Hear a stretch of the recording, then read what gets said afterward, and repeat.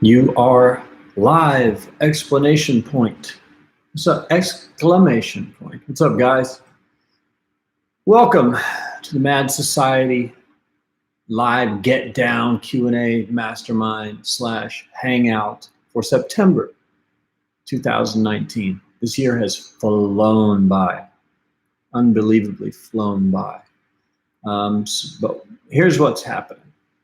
We're going to start this off. This is an hour-long conversation, talk, question-answer session, mind melting exercise. And we usually start by, we do a couple of minutes in the beginning, just welcoming people and hanging out and waiting for everyone to get into the room because this is a live stream. So I like to give 2, 3, 4 minutes for everybody to kind of get in. Now I see we have a happening chat room. Can someone in the live chat let me know if you can see and hear me okay? If you can, just say yes. Should be working well, but like I said, oh good, yeah, everyone can hear and see, which is fantastic because today I logged into YouTube to do this and they have completely changed their streaming setup. So I was installing plugins, I installed a streaming server on my computer, and it looks like we're gonna be good to go. So cool. All right, so welcome. What we do here is we do a welcome, which we're doing now. Next, we'll go into some talk about campaigns and ideas for this quarter, for the end of the year, which is a really big time in the affiliate marketing year. We're approaching the biggest season, as we do every year, for affiliate marketing or for marketing in general.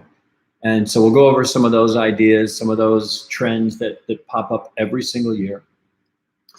Then we will talk some shop and then get into questions and answers. We had several questions in the forum. I've got them pulled up on my browser, and we will go through them one by one, and I'll answer the ones I can, and the ones that I can't, I'll do my best to explain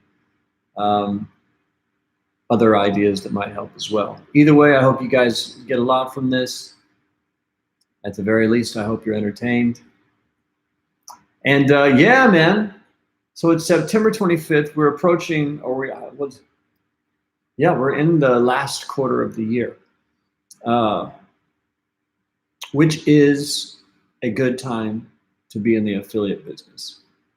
I would suggest, it actually reminds me of when I first started. In 2008, I moved to LA in September, right about this time. I sat down in my chair and started trying to figure out how to make $100 a day. That was my dream.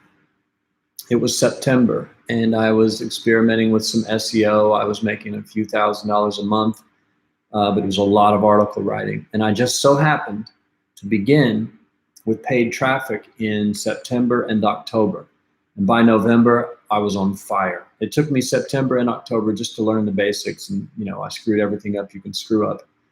And then I got into paid traffic, made all those mistakes, terrible landing pages, just horrific ads, and it was all my fault. And then I figured it out, finally came up with a landing page that at least got clicks, and then the avalanche started to happen. And so as the months ticked by, September was slow, October I lost $3 grand, November I started making money.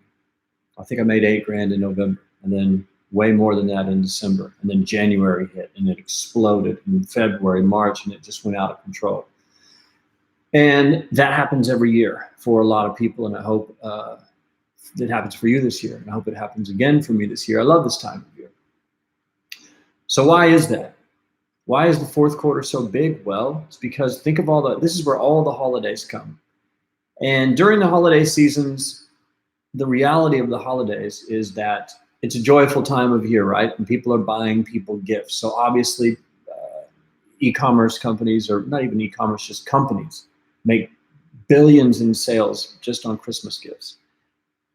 And we can jump into the middle of that stream of money and traffic and sales and put up your ad for whatever you're offering, and you can capture just tons and tons and tons of sales.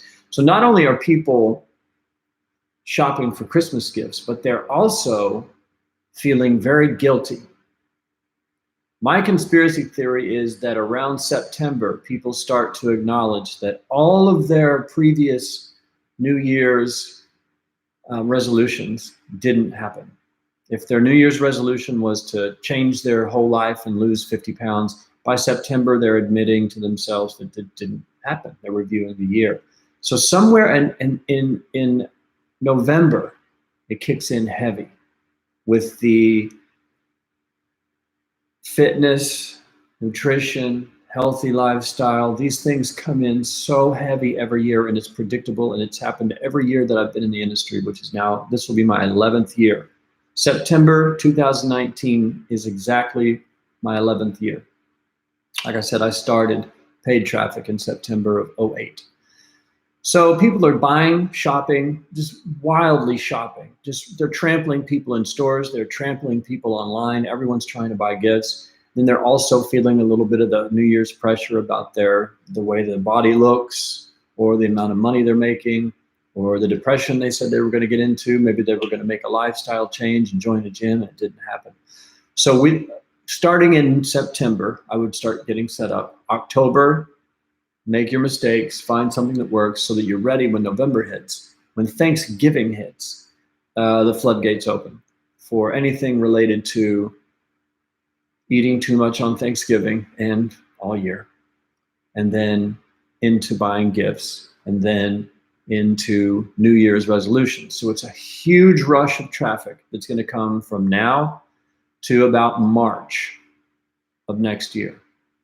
It is historically the biggest profit section of the year that I ever have, that most people ever have. I know some people that don't even do affiliate marketing during the year, and they just get in, they start setting up shop in September just to catch that rush, and then they go travel or do whatever. But I like the game, so I play the game all year.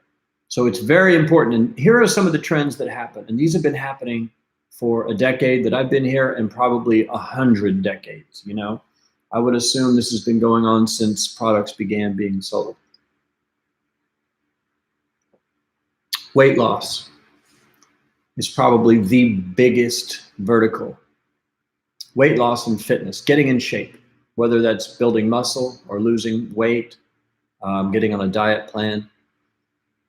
It's going to explode. That'll be the biggest vertical to be in. If you want to be in a hot vertical, get into health, lifestyle, weight loss especially, muscle building. These things are gigantic. And it makes sense. That's almost everyone's New Year's resolution. I'm going to lose 50 pounds and I'm going to start making $100,000 a year. We all do it. You probably do it. And then by March, everyone's given up and moved on. So here's what happens. Recently, things that have been catching on huge during this period are listicles, meaning landing pages that are articles that list the top 10 or top 3 or top 40 products for X. Top 12 products to lose weight by January 15th. Top 3 muscle building foods for 2020. Top 10 Christmas gift ideas, and they're all 60% off. You've seen them, you may have tested them. If you've ever wanted to run a listicle, this is the time to do it. These are the seasonal listicles that are going to be huge. Christmas gifts, New Year's resolutions, and things like that. We've talked about this before, but the listicles that run throughout the year are the ones that are related to finances. Senior discounts is a huge vertical, huge angle, I guess you would call it. Military benefits are a huge angle to use with these listicles. And the cool thing is once you figure out a listicle that works, you can kind of repeat it for anything that you want. If you come up with a format that works, meaning a landing page style and an ad copy style, let's say that your ad this year, you want to get in on Christmas gifts. And you say the top 15 products for men, and they're all 60% off, let's say. Or the most 10 most popular gadgets for men for Christmas gifts. Once you figure out the landing page style and the ad style, you can easily switch it. Just use the exact same ad copy, but it would change to the top 10 discounts for seniors for 2020 that no one knows about. And then your landing page can be the same, and you just swap out images of men playing with gadgets for older people getting discounts at various lending places, banks, restaurants, coupons, you name it.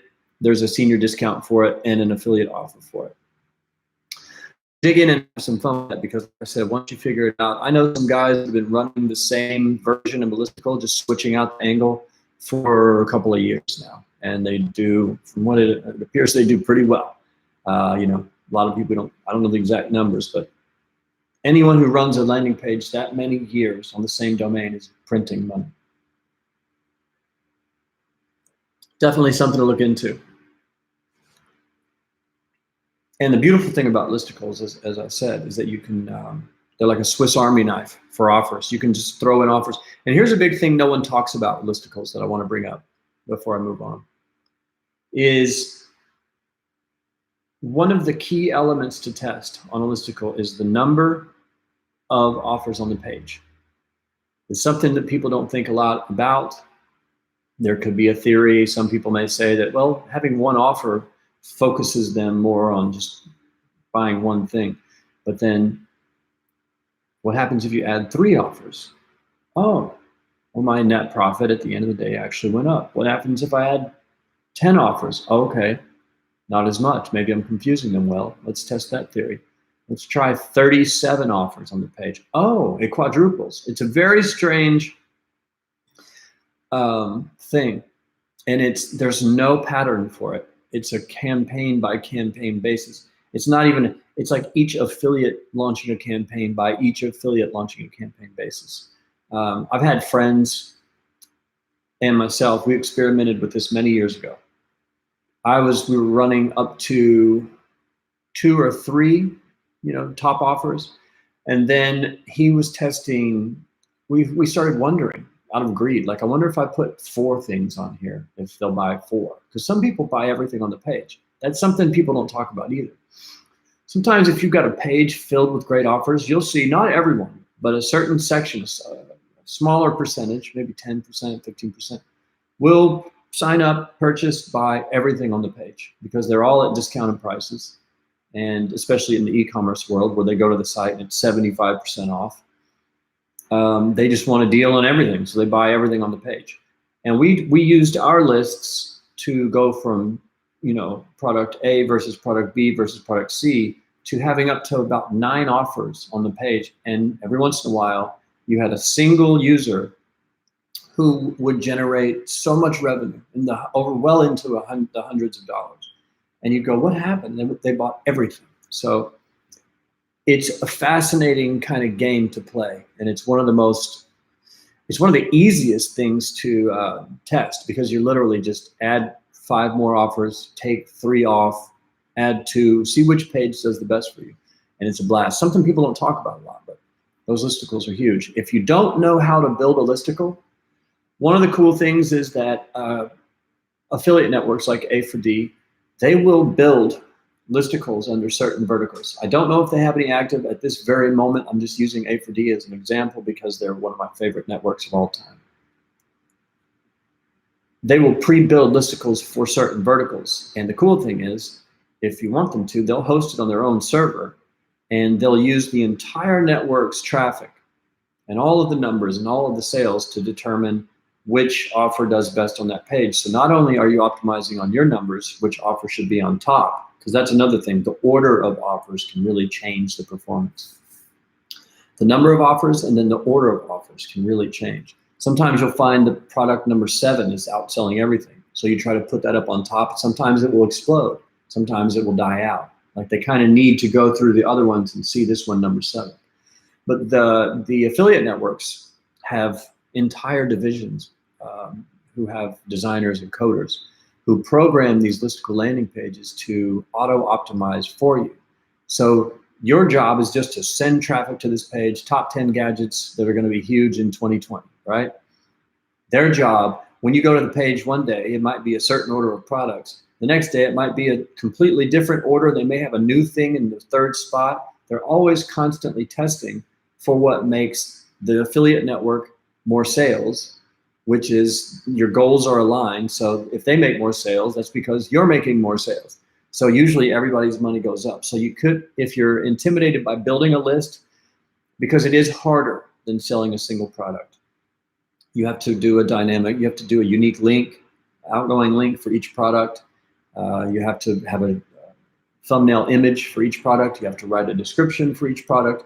And it can get kind of, it's a lot of work, especially if you have 35 offers on the page. But if you want to turn it all over to the affiliate network, go for it. I've had success both ways.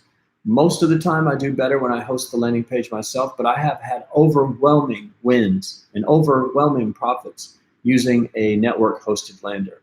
So in effect, it's really the dream. You know the dream of affiliate marketing, right? What's the dream of affiliate marketing? Somebody say in the comments, if you take a guess, what's the dream of all dreams of affiliate marketing? A type of campaign. Anybody want to take a guess? Marcel, Antony, Les, Louis. Anybody want to take a shot? Antony?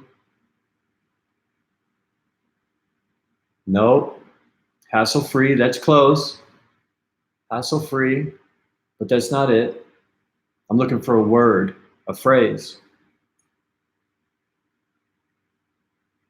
No.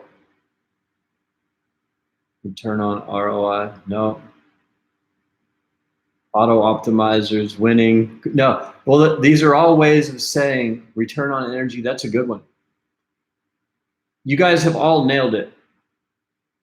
You guys have all nailed it, but you're not. But what I was thinking of was direct linking. That's the dream of affiliate marketing. You pull a link that's not even on your website, and you make an ad, and you direct link to someone else's website. And if you pay 50 cents for clicks, it earns $1.50 per click. That's the dream, because you don't even have to host or optimize a landing page at all. If and when it works, direct linking is the dream. It's really the dream that every affiliate marketing, I don't know if you want to call it a scam, but kind of just BS course, that's what they pitch. Like, you're going to log into our system. You don't even have to own a website. If you can copy and paste, you can make money. That's the marketing for, new people coming into the affiliate marketing world. Sounds like the dream. I just take a link out, make an ad, and point it there, and I make more money than I spend. This is incredible. Then they get in the game and they realize, okay, this is a lot more work than they said it was. That's why I'm always trying to be upfront. But when you can get direct linking to work, it's a dream. I've done it dozens of times but I've been in the game 11 years. A couple times a year, I'll get a campaign that is the type where the affiliate network is hosting the landing page. So you literally pull the URL from their network.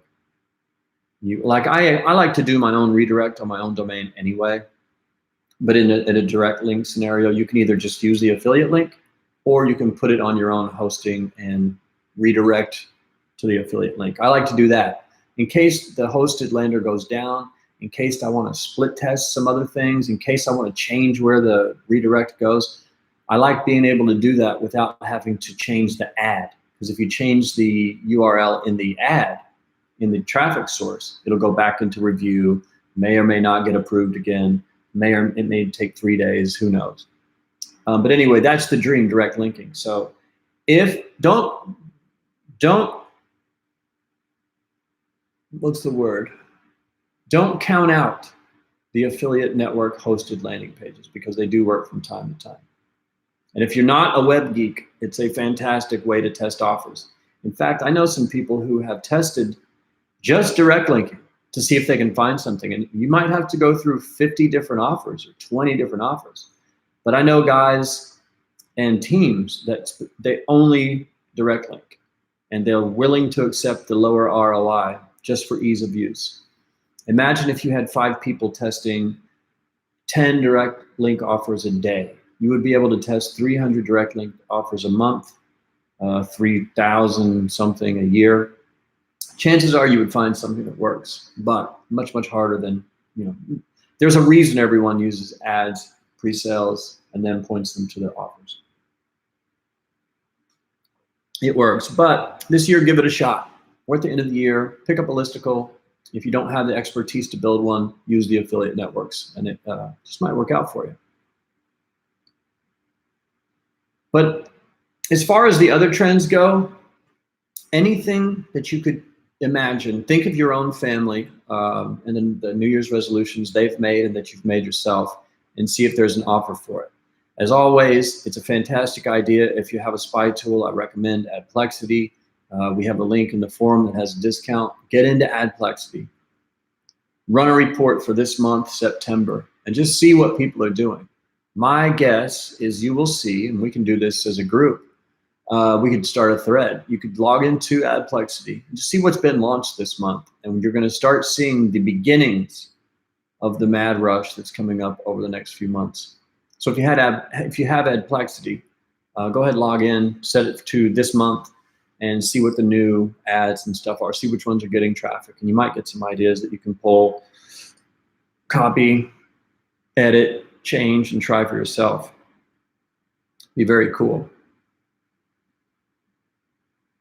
But yeah, either way, get excited. If you're new to the forum and you just joined this month, you've picked the best month ever to start. If you've been around for a while and things have worked and they don't work and they did work and they don't work again, this is your time. If you're going to give up, don't give up until mid next year. Focus, focus, focus. Double down on everything. If you're spending 4 hours a day working on campaigns, spend 8. If you're reading, if you're testing one offer a week, try 2, try 4, try 6. This is the time to really get amped up and get to work, because it's going to get crazy out there, and I want each and every person who sees this video to take part. All right. So let's see, 2:23. Let's go ahead and get into some of the questions that we have in the forum. Thank you guys for posting your questions. I'll refresh the page one more time to see if anybody's throwing in any last minute. Yes, there is. Lewis, I see it. You snuck it in. All right, here we go. You guys ready? Let's get into it.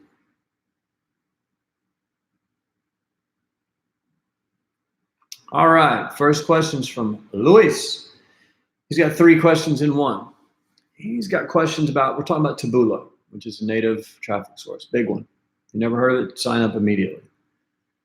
Question 1, when scaling a campaign that's making 4 to 5 digits a day using smart bids, do you start lowering the campaign base bid or the percentage on every single widget? My fear is opening the campaign to new widgets and kill the profits on the ones that work. Okay, so Taboola has a thing called smart bids, where you put in a bid like 10%, and Taboola will find a bid range that works for you. You're giving them the ability to change your bid on the fly. It'll give you a top bid, a maximum bid. So let's say if you bid 25 cents, it'll top out at like 43 cents or whatever. I don't know what their algorithm is. If you put in 50 cents, it'll top out at like 78. So what you're saying is, I'm bidding 50 cents, but if you can intelligently raise my bid to get me more converting traffic, I'll allow you to do that. I'm a big fan of it. I'm using it on most of my Taboola campaigns right now. All of the RON campaigns are using smart bids. So here's what I think, Lewis. When you're running an RON campaign, and this happens to me recently, and I fixed it. The problem with running an RON campaign is one morning you might wake up to your campaign might be doing fine, making, let's say, $200 a day. One day you wake up, spending 200 and you're earning 400 revenue, so you're making $200 a day. One morning you wake up and your budget set at 500 and it's spent 500 and you lost 400. And you go, what the hell happened?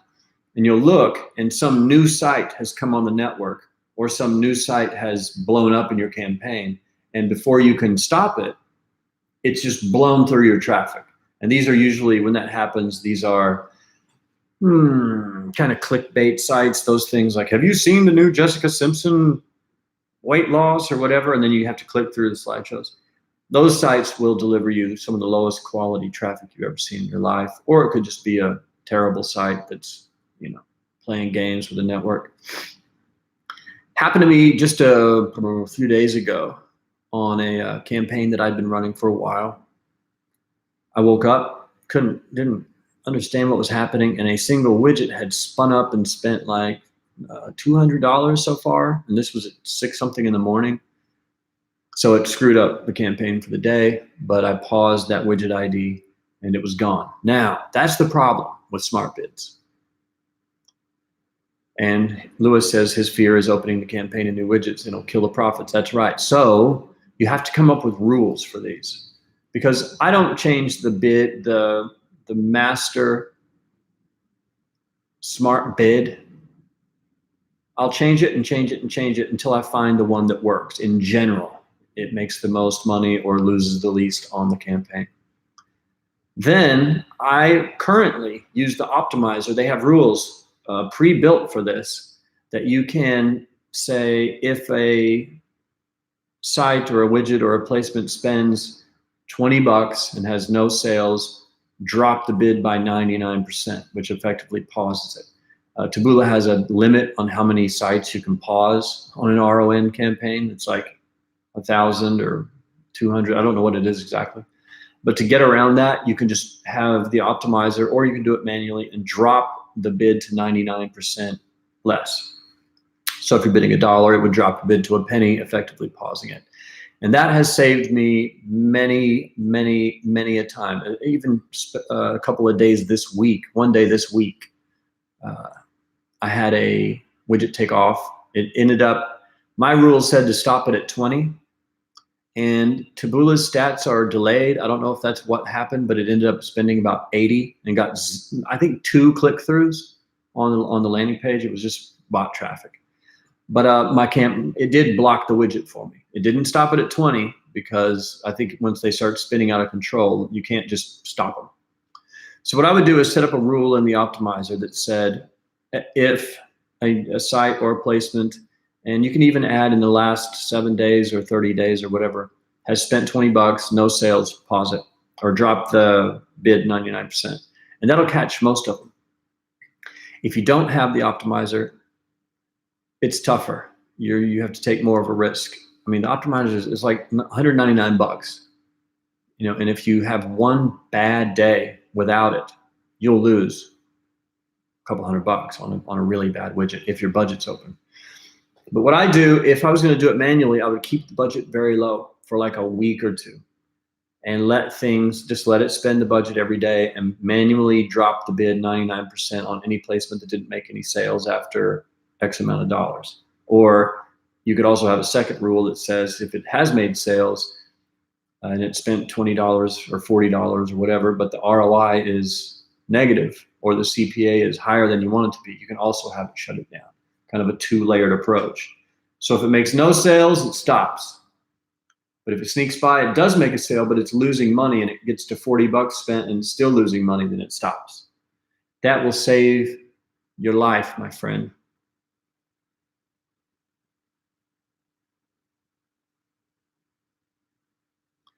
Okay, I have rules for 1, 3, 5, and a control one for the working widgets. However, when we open the budget, the traffic source floods us with new widgets. Okay, yeah, I would try just open the budget less, especially if it's new. Like a new campaign is a campaign that's less than a month or 2 old. You know, if you've had it running for 4 months, you've kind of ironed out the bugs, you should be a little bit safer.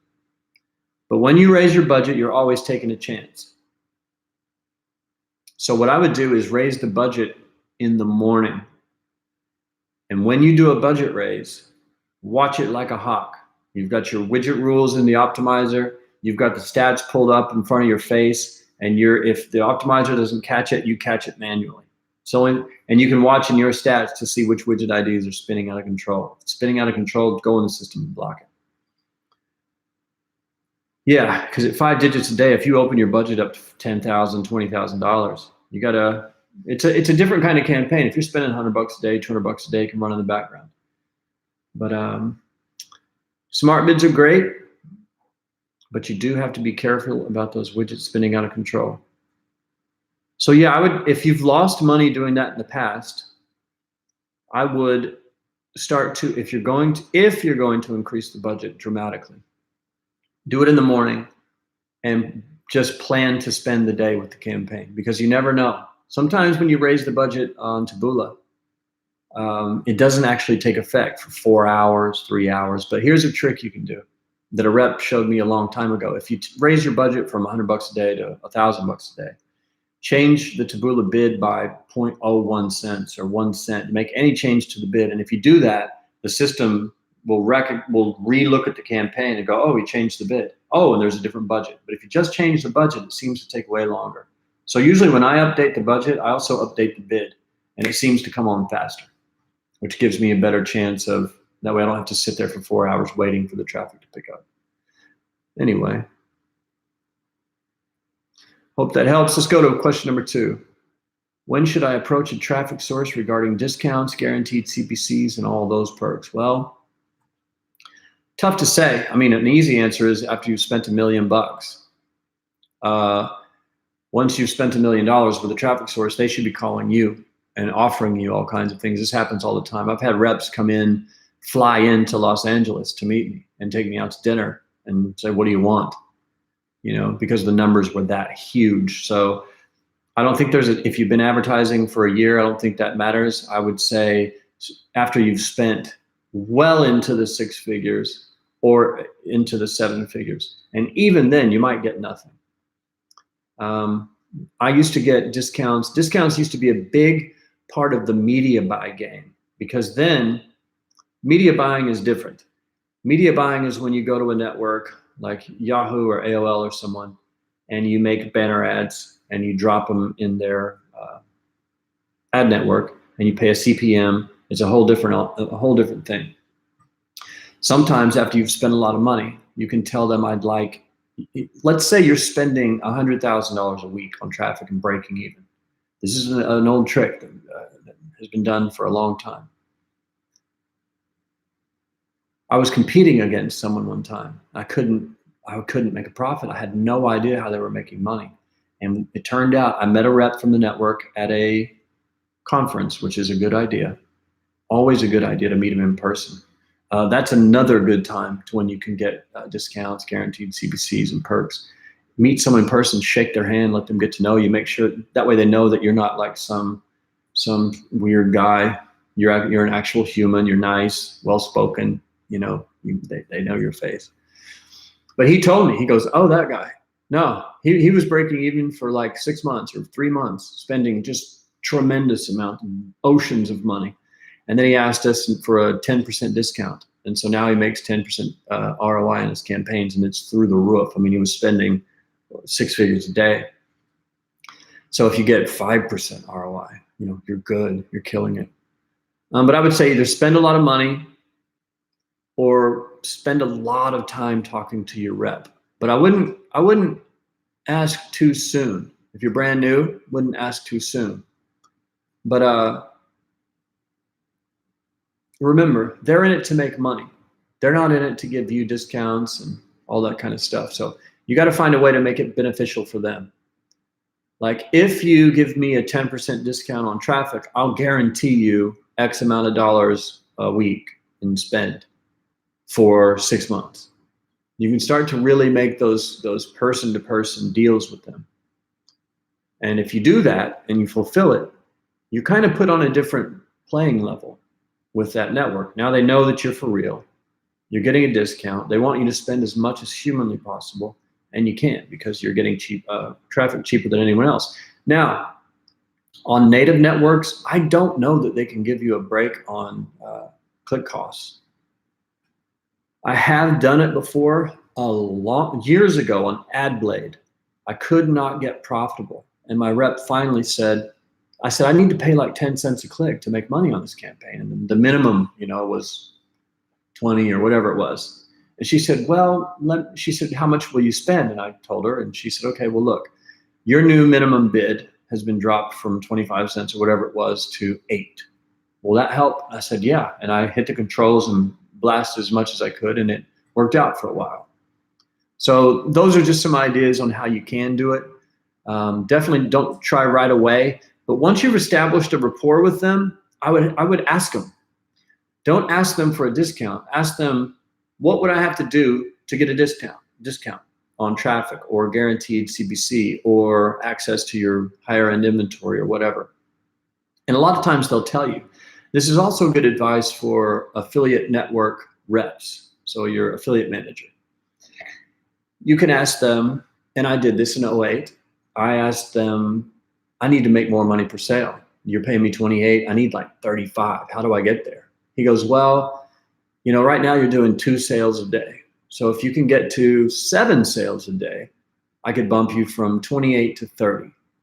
And so I made it my mission, got to 7, got the bump. I said, now what's the next step? He goes, okay, if you can do 15 sales a day, we can get you to 33. So I made that my mission, and it took a week or 2 or whatever. And I hit that metric and got the bump. And I said, now how do I get to 35? He goes, okay, 25 leads a day, you got it. And so that will allow you to even scale your campaign, even if you're breaking even or losing a little bit, because you're driving towards a goal of getting a little bit higher of a payout. So you can do that too. Ask them. If you're on Taboola, you should have a rep. Ask your rep. Say, hey, number one, is it even available for you guys to offer me a discount on CPC or anything like that? Is that even available? They say yes, but it's for our major players. Like, okay, how do I become a major player? They'll tell you. Then it's just a question of whether you can get there or not. But yeah, man, if you go to an affiliate conference, always meet your reps. I met every rep that I worked with in person my first 2 years. I probably met everyone that I ever worked with. And it made a big, big, big difference, because what happens is you end up getting to know them and becoming friends. And, if you're friends with your affiliate manager, they're going to give you all kinds of information. If you're friends with the affiliate network owner, they're going to give you all kinds of intel. If you're friends with the traffic source manager, they're going to give you all kinds of help, because now you're buddies. Anyway, I hope that helps. Question 3. What kind of automatic rules do you use to kill ads on an ongoing campaign? Okay, cool. Yeah, with the optimizer, it's very simple. Doesn't always work perfectly. Automatic rules for ads, for me, aren't as effective as automatic rules for widgets. Because when a widget's bad, it's just bad. If an ad's bad, it might just be a bad widget inside of that ad. So what I do is I set up automatic rules for 1 or 2 times the offer spend, and if there's no sales, just pause it. Another ad rule I use is if I know that I need like a 0.9 CTR to get traffic on the network, I'll pause any ad that doesn't get over a 0.5. And the reason I do that is because sometimes a 0.5 CTR ad will slowly increase, but if it's 0.01 or something, you've got to just kill it. So here's what happens. If you put that into the optimizer and you run an ad, let's say your payout's $30 and you say 2 times. So you run $60 of the traffic, makes a sale, but it, 50% negative, and it pauses it. Go manually look at that ad, because you'll see that it's paused. Now go look at your stats and see if that ad stands any chance of coming back to life. If it does, give it another chance. And sometimes you'll see an ad like that. It'll just go, you'll turn it back on and it'll go sale, sale, sale, sale, sale, sale, sale, sale, sale, and you would have missed it. So that's more of the I would suggest setting up rules to protect yourself from runaway ads that aren't making any sales. But always make a habit, if an ad gets paused, go in, manually check it out, and see if there's a green stream inside of volume. If there's some widgets that if it spent $60 and you have one widget that spent $59 and it made no sales, that ad, you might just need to get rid of the widget. The ad might not be the problem. It's like I said, it's not as easy and it's not as effective as killing widget IDs. But those are 2 of the rules that I use. Low CTR, ultra low CTR, because it's pointless. Even if it's making sales, it's not going to catch on the traffic source and offer you a chance to scale. And then a couple of times offer payout 1, 2, 3, depending on if the payout's $1, you might want to let it run. You could let it run 10 times the offer payout. But if it's $30, you might want to let it run 2 or 3. Those are the automatic rules that I use. But as I said, there is a caveat. Go look at the ad. If it's only 1 or 2 widget IDs that blew through it, you might just need to pause those widget IDs. All right? That's it for your 3 questions, my friend. Thank you very much. Louis says, one of the best pieces of advice ever. Meeting the Taboola people in person changed things for me. Yeah, it's amazing what happens when you become friends with your reps. It separates you from the pack, guys. And if you don't know why, it's pretty simple. They're used to dealing with brand advertisers, right? Like Walmart. Maybe a person's bicycle shop or chain of hot dog stores or whatever. Those kind of people talk to them on the phone. They get together for lunch. They build relationships. They're businesses, and they give them their home phone number and they talk all the time. And affiliates tend to only contact via email. They don't want to get on the phone. They don't want to text. They don't maybe get on Skype, maybe get on an instant messenger of some sort. But if you're an affiliate who has the ability to speak to people, well, you've got a real big edge. Because, some people don't even speak English. Like if you've got let's say a Korean affiliate who doesn't speak English, he can maybe get by typing to Taboola, but a conversation might not work out so well because he doesn't actually speak the language. That's just one reason. Other affiliates are just incredibly introverted. They don't want to talk to anybody for any reason about anything ever. The whole thing to them is just a computer screen, sending text and emails, and that's it. If they have to get on the phone, they'll stutter and fall apart, and the rep will go, oh, I'm dealing with some person in his living room. Like this isn't even a real company. So if you can separate yourself from the affiliates being like, these faceless figures, and you can just become like a real advertiser, because you are. Just become more like a real advertiser. You could do a lot of good for yourself and your campaigns. All right, up next, we've got a great member who's got some war stories on the forum, man. Sprice has been through the ringer, and he has a campaign right now. He said that's profiting every day for the last couple of weeks. So hand claps and hippie snaps for you, my man. Really happy for you, and let's get into it. This question has a couple of different avenues. He said, I have an offer that I've easily spent over 50 grand on. And for the life of me, I cannot get it consistently profitable over the long term.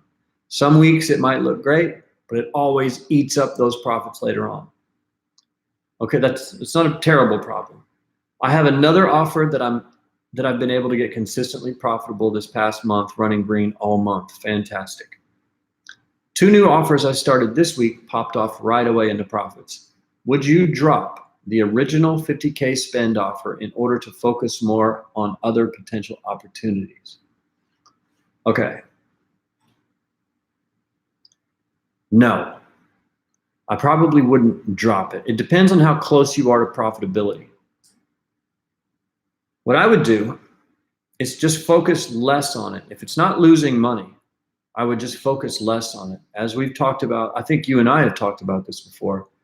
Sometimes when you take your focus off of a campaign, it will work itself out. So if you're currently spending 80% of your time on this 50K campaign, might just let it run for a while. Put it on the back burner, as long as it's not losing tremendous amounts of money. And I would also review the stats. Go through every stat you can find in volume. I want you to look at day parting, days of the week. Maybe it doesn't work on weekends, turn those off. Maybe it doesn't work in the evenings, turn them off completely. See if you can day part that son of a bitch into profitability, like really get aggressive with it. I want you to look at the browser versions, the operating systems, the states. It's a big hole people don't look at sometimes. Some states just do not work for some offers. Some states don't allow the offers to be run, and you may not even know it. So go through your states, and you may find Texas, like a huge state like Texas, is just zeros for you. And You've lost, out of the 50K, you've lost $12,000 on Texas. Turn that off, and immediately the campaign will kind of start to trickle up. But I wouldn't get rid of it because it sounds like you've got some history on it. But I also wouldn't let it drive you crazy. So again, if it's not losing a tremendous amount of money, let it be your back burner campaign that you leave alone as an experiment to see if you make more money or less money, if it profits or not, with you kind of taking your hands off of it. Over time, like these new 3 campaigns that you have making money, they may start making enough of a profit that you don't even care about the $50,000 campaign. If that's the case, and you get sick of dealing with it, turn it off. But I wouldn't give up on it just yet. If you've spent $50,000 on it and it's breaking even, you might just need to turn 1 or 2 levers, man. You know, a new ad, a new landing page tweak, taking your hands off the wheel, pausing 1 state, maybe 4 states. The volume will go down, but the ROI may improve if you're able to optimize based on. A lot of people run a campaign and they're just like, it either makes money or it doesn't. And that's one way to do it. You just throw it at the wall, no profit. Throw it at the wall, no profit. Throw it at the wall, hey, profit, I'll run this. That's how a lot of successful affiliates run their stuff. But you can also throw it at the wall, look at the results and go, oh, okay. Well, Texas lost 3,000 of the 10,000. Let me just turn that off. Oh, hey, I'm in the profits. You know, there's so many things like on Rev Content and places like that. You can turn off so many, Taboola, I believe, as well. You can turn off operating systems, versions of operating systems. Like on my Taboola campaigns, I have certain operating systems blocked, certain versions blocked. I have certain states blocked, all kinds of stuff. And of course, the dream is just running full out and it working. But if it doesn't, you can fine tune that thing into profitability. And I'd say if you've spent 50 grand on it, let it live in the background. Unless it's driving you crazy. Because for me and other one-man army affiliates, 3 or 4 campaigns is about the maximum number of campaigns you can be focused on at a time. If you're going to run more than 3 or 4 campaigns, you have to come up with a system where you're only touching the campaigns on Friday. You only look at the results on Friday. You can have 35 campaigns running. If you only look at the results on Friday, do a quick optimization of each campaign, you know, take 4 hours, 5 hours, go through everything on Friday, once a week, and then you don't touch it again until the next Friday. That's another business model that some people use, and they're able to run 50 to 100 campaigns as a single person or a 2-man team. But you can't touch more than 3 or 4 campaigns a day without losing your mind. You can, but you're going to tweak this one day and then you get into this one the other day, and it turns into a kind of an endless circle of wasted time. So if you're going to run all 4 of those, remember, the more campaigns that you add into the mix, the less you need to be touching each one of them because you just run out of time. So I hope that helps, man. As a bonus question, he wants to know about rewards card. I've told everyone in the forum recently that I've been using an Amex Marriott Bonvoy card with reward points for years. It used to be called the SPG card, and it was recommended to me by a dozen affiliates years and years ago. I famously ran on an ATM card my first 3 years or 4 years, and people were just screaming at me, you've got to get a rewards credit card. You've got to get a rewards credit card. I finally did, and I was like, what was I thinking? You know, it makes all flight free, all hotels free, anywhere you want to go free. That's another great reason to keep that $50,000 campaign running. Put it on a rewards card. So what he's asking is, why do I prefer the Amex Marriott Bonvoy card, which is what it's called now, over other options? And the truth of the matter is, it was recommended to me years ago. I started using it, and I haven't really thought or looked at any other rewards cards since then. I was just hanging out with a big affiliate friend of mine who I don't see a lot, but I see a couple times a year. And he recommended, he was throwing around some new names. I took a note of them. I don't remember what they were, but he said that they were his new go-to options. He still has the Bonvoy, but he also uses a few new cards. I don't remember what they were, so I can't be too much help there. But as far as why do I prefer it, it's because it's what was recommended to me years ago, and it's worked fantastically well for me. I have so many points. I don't pay for flights or hotels, and I love it. I liked it better when it was SPG. When they sold to Marriott, it's gotten kind of strange. So I may start looking into other options, and if I do, I'll let you guys know in the forum for sure. All right, moving right along to Bernamar. What's up, man?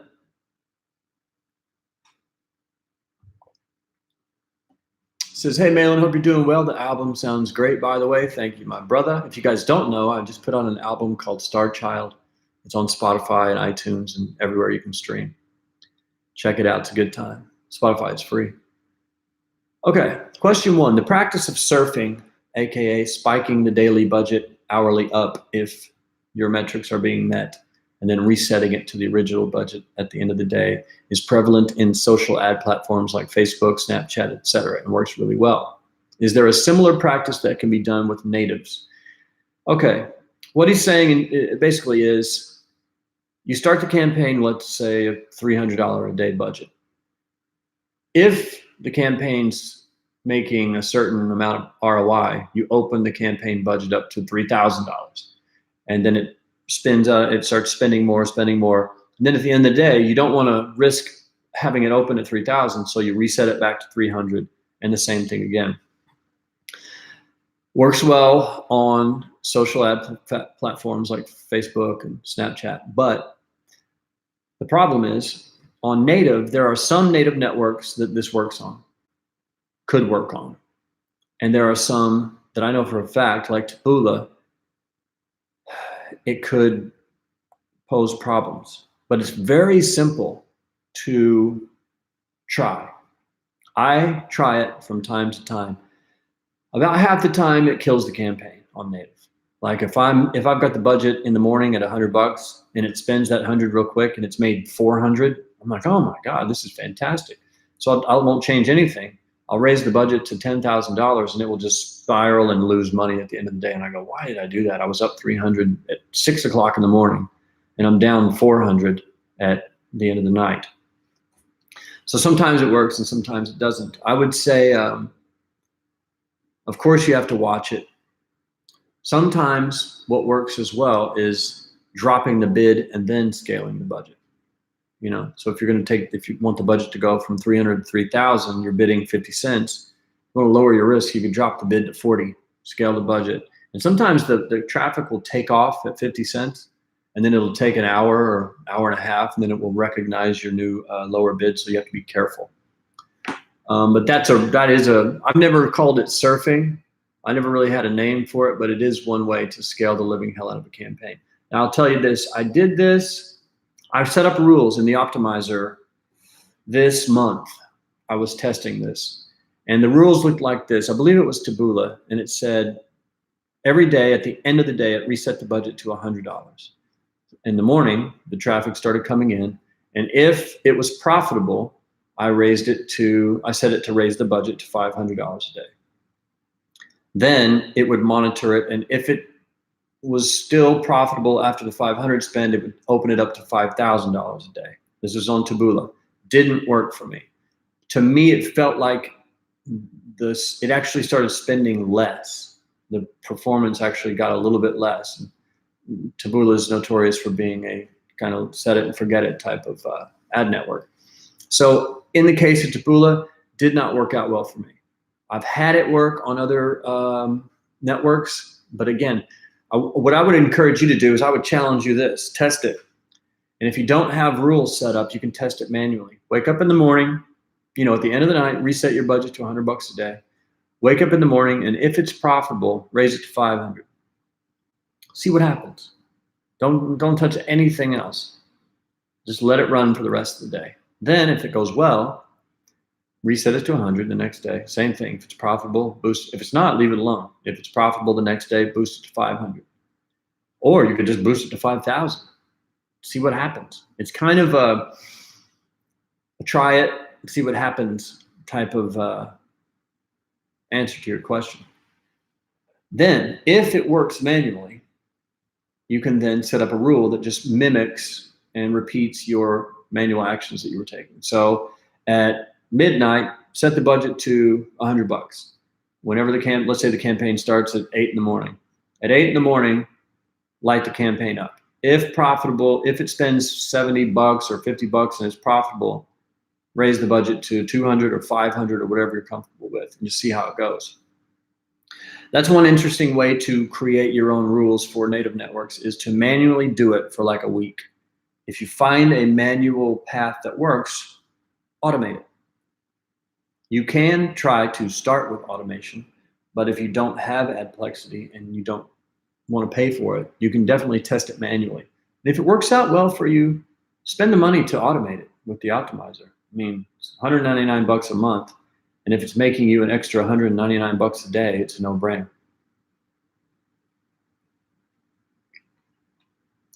But you remember, Taboola, Rev Content, Content.ad, Outbrain, these are not Facebook. These are not things that work on Facebook, don't work on native necessarily. Tactics that work on Facebook and Snapchat won't necessarily work here. So I would challenge you to try it, gauge the results, and choose your path from there.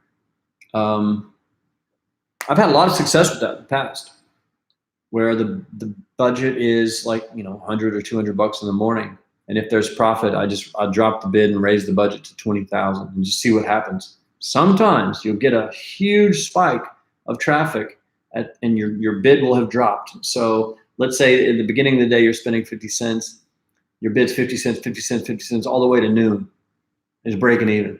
And then the bid slowly starts to trail off in the second half of the day. And by the end of the day, you're paying 30 cents for clicks and you're still earning $1 or whatever. So it can really work. Surfing, I guess that's I call it spiking. But it's definitely a known tactic that has worked for me on native before, but not always. Number 2. Can you talk a little bit about bidding strategies? Do you start your bids high in the initial part of the day and lower? Yeah, I mean, we kind of just covered that. Sometimes I do that. I automate that. I used to do it manually a lot on native. I would bid, something crazy, $2 or whatever with a small budget, just to get it up there and get it hot with the idea that I'm getting the best placements because I'm overpaying for the first $100 of the traffic, and see where the EPC settles in. Or if you have a history on the campaign, look at the over time EPC for the week or the month or whatever, drop your bid to wherever you need to be and crush that budget to 10,000 or whatever you feel comfortable risking. And that can work. Now, the longest running campaigns that I have, I'm not changing the bids on at all. And what I've noticed is on native, sometimes that works just as well or better. For example, this week I had a campaign. At the end of the night, the campaign budget is reset to $5,000. In the morning, I had it look at the results, and if the results were good, scale the budget to $15,000. What I noticed was, just my experience with this certain campaign was, it spent about the same amount of money or less if I changed the budget and changed the bids and messed with it. So what I'm doing now is, you guys mentioned return on energy in the live chat. I'm looking for campaigns I don't have to tweak and fiddle with all day. I don't have to take major chances on. I'm looking for campaigns that I can basically day part if needed. The bids are the same. Upload 5 or 6 new ads on Monday, see what they do. 5 or 6 new ads on Friday, see what they do. Pause the bad ones, keep the good ones. And it's made my life a lot easier to deal with. I'm out of the house more, because when you're tweaking a campaign and boosting bids and scaling your budget to $20,000, you don't know what's going to happen. You can't go anywhere. Because I guarantee you, the minute you leave the house, this is so true. The minute you leave the house, the campaign's going to explode while you're in the car driving to the restaurant or whatever. And you get to the restaurant, look at the stats. You go, look, man, I was at home for 4 hours watching this thing and nothing. Right when I got in the car and drove to the restaurant, it spent $5,000 and I lost $3,000. So, hope you have a good time eating dinner with me tonight, because this cup of coffee and whatever bagel just cost me $3,000. Happens so many times. So be careful. But starting your bids high on a new campaign is always advised. Always. And then in a lot of cases, setting it high in the beginning of the day, just to establish you on the network, and then drop it a little later in the day can work as well. Oh, we got a new member. Oh, we got a question from a brand new member, Skaggs. What's up, my man? Ronnie, maybe, not sure. Says, nice to meet you. I'm new here. Was watching one of your previous videos, and you mentioned you were using macros to pause and unpause campaigns. Why don't you just use the optimizer for that simple task? Good question, and I do now. The optimizer is doing all of my day parting. I basically did it with macros to learn. Like, I wanted to see if I could do it myself with no paid services. And then I used Keyboard Maestro, I think it was called. And it did work, but Keyboard Maestro I had to have the computer on, and the computer had to be awake.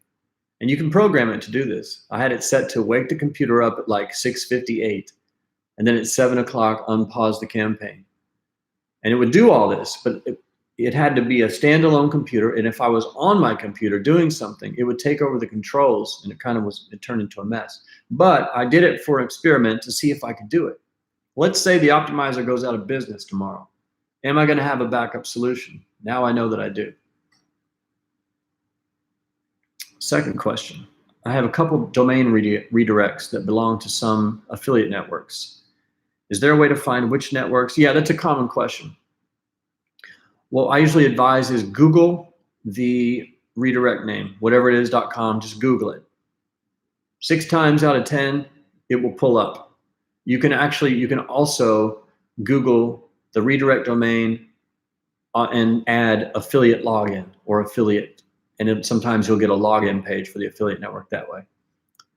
If you can't figure it out that way, a Google search will find it most of the time. But if you can't find it, you can put it into Adplexity would be one way to do it. See which affiliate network pops up in the left-hand rail. That's another way you can identify it.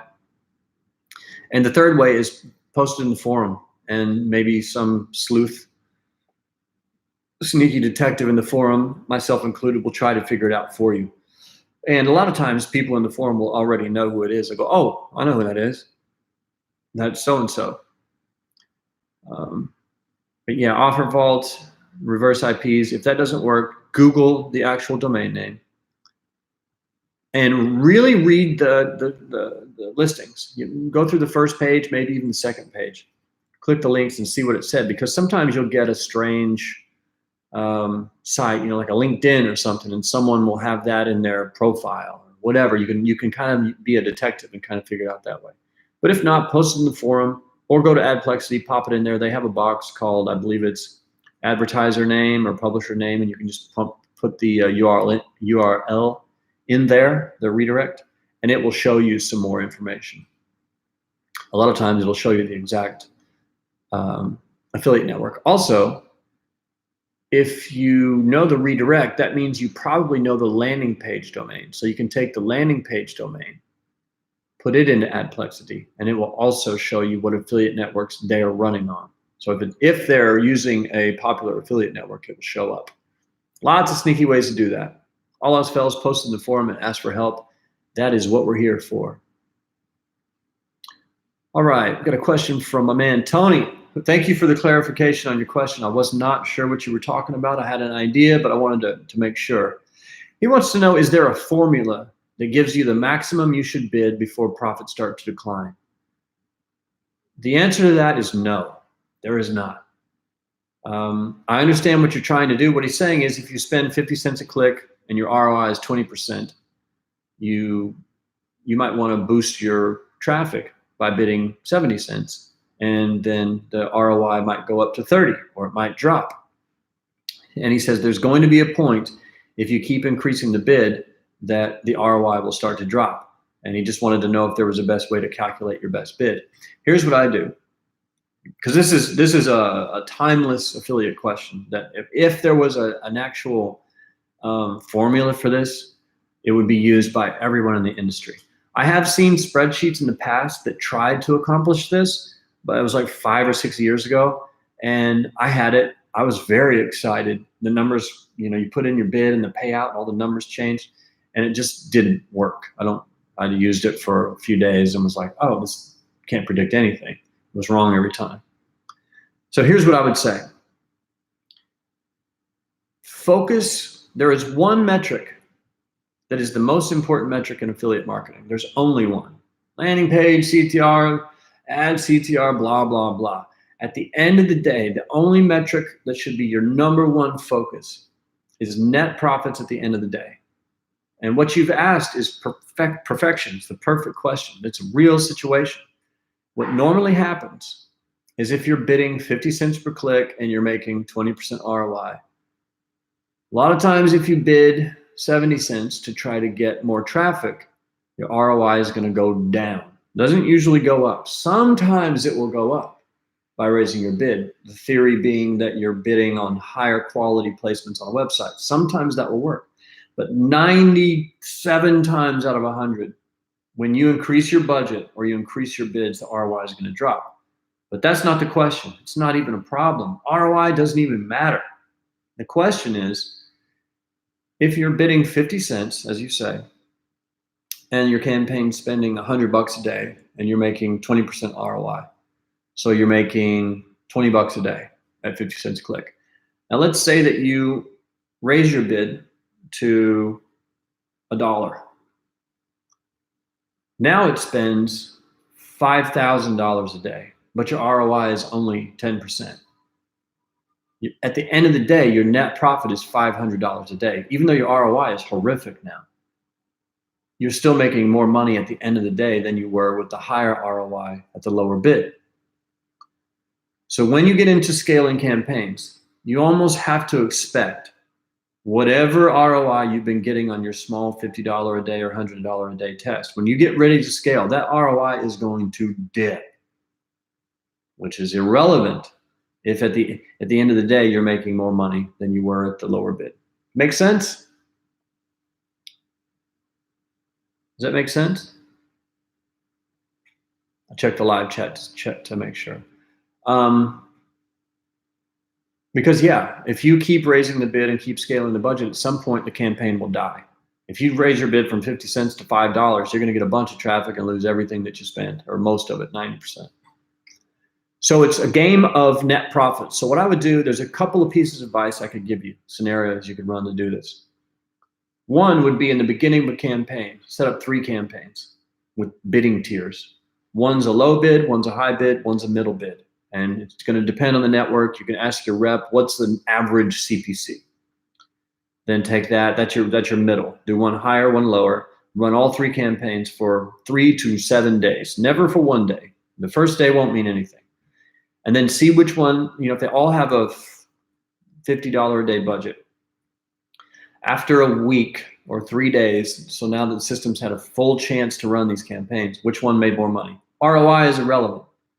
If campaign 1 is 100% ROI and it made $100, $50 a day, great. But if, I'm sorry, that's a terrible example. Let me just stop where I said ROI is irrelevant. If it makes more money at the end of the day, that's the campaign you want. A lot of affiliates get stuck running small campaigns with super high ROIs, and you can make money doing that. You make a lot of money doing that. You can spend 35 cents a day and make $45 per sale, make 1 sale a day, and you're doing 10 billion% ROI. But you're truly only making 35 or 40 bucks. I'd much rather run a campaign that was spending $1 million a day at 1% ROI than, have 5,000% ROI on a $6 a day spend. That's just me. Remember, and this is a great example. This is something that needs to be talked about more, is sometimes the tactics, the tricks, and the tips get in the way. And they're gold when you read about them on a blog, and you hear someone say, I'm juking the stats this way, and I'm tweaking this, and I'm getting 5,000% ROI. At the end of the day, there's really only one metric. You can simplify your whole life by net profits at the end of the day. Landing page CTR, irrelevant. Ad CTR, irrelevant. Cost per click, irrelevant. ROI, irrelevant. Day parting, irrelevant. Campaign A made $500 a day. Campaign B made $100 a day. Campaign A wins. Very simple. And it turns the whole game into a binary decision. So yeah, you can play around with formulas and try to predict the future. But if that was possible, someone would have already built it and would be selling it, and everyone would be making bajillions of dollars. So simplify your life and focus on net profit.